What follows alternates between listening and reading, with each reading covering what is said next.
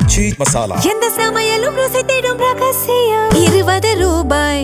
வீடுதோறும் அரசு சேவைகள் மருத்துவம் தொடர்ந்திட ஸ்டாலின் தொடரட்டும், தமிழ்நாடு வெல்லட்டும். லெஜண்ட் சரவணா ஸ்டோர்ஸ் புரொடக்ஷன்ஸ் தயாரிப்பில் லெஜண்ட் சரவணன் நடிக்கும் லீடர் உங்கள் அபிமான திரையரங்குகளில் வெற்றி நடை போடுகிறது. கேரள மாநிலத்தில் ஏப்ரல் 9 அன்று சட்டமன்ற தேர்தல் ஒரே கட்டமாக நடைபெற உள்ளது. மொத்தம் 140 தொகுதிகளுக்கும் வாக்குப்பதிவு நடைபெற இருப்பதால் பிரச்சாரம் சூடுபிடிக்க தொடங்கியுள்ளது.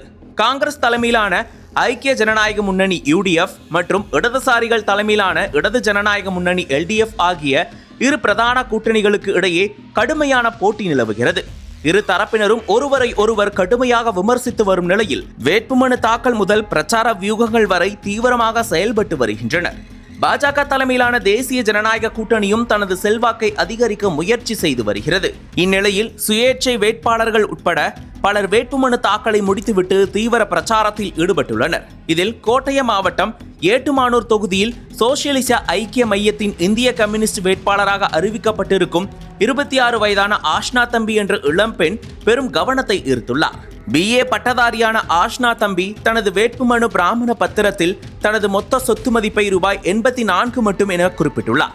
இதில் கையில் ரொக்கமாக ரூபாய் 40 மற்றும் வங்கிக் கணக்கில் ரூபாய் 44 உள்ளதாகவும், வீடு, நிலம், தங்க நகைகள், வாகனம் உள்ளிட்ட எந்த அசையும் அல்லது அசையா சொத்தும் தன்னிடம் இல்லை என்றும் தெரிவித்துள்ளார். தேர்தல் செலவுக்கு மக்களிடமிருந்து சிறு சிறு நன்கொடைகளை திரட்டி அதன் மூலம் பிரச்சாரம் செய்து வெற்றி பெற்றால் மக்களுக்காக உழைக்கப் போவதாக அவர் உருக்கமாக கூறியுள்ளார்.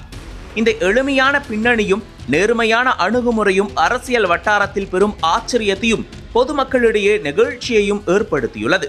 கேரள அரசியலில் பெரும்பாலான வேட்பாளர்கள் கோடிக்கணக்கான ரூபாய் சொத்து மதிப்பை கொண்டிருக்கும் நிலையில் ஆஷ்னா தம்பியின் இந்த அறிவிப்பு அரசியல் என்பது பணக்காரர்களுக்கானது மட்டுமல்ல என்பதை நினைவூட்டும் ஒரு உதாரணமாக பார்க்கப்படுகிறது. பலரும் அவருக்கு வாழ்த்துக்களை தெரிவித்து வருகின்றனர்.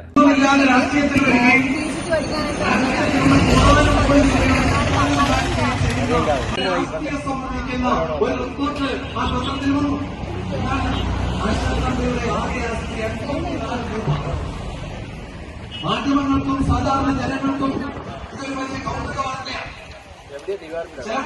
തമിഴ്നാട്ടിലെ ദിനമലർ എന്ന് പറയുമ്പോൾ മനോരമ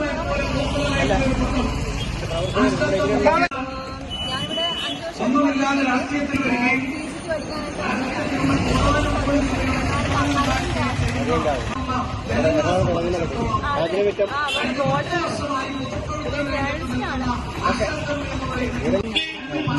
പറയുന്ന രാഷ്ട്രീയം സമര രാഷ്ട്രീയം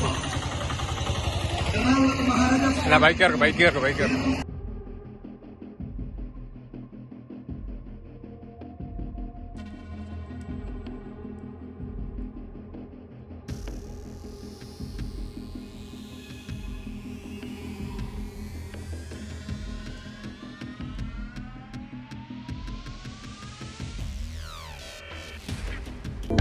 அனல் பறக்கும் செய்திகளை அப்டேட் செய்து கொள்ள நக்கீரன் களத்தை இப்பவே சப்ஸ்கிரைப் பண்ணுங்க.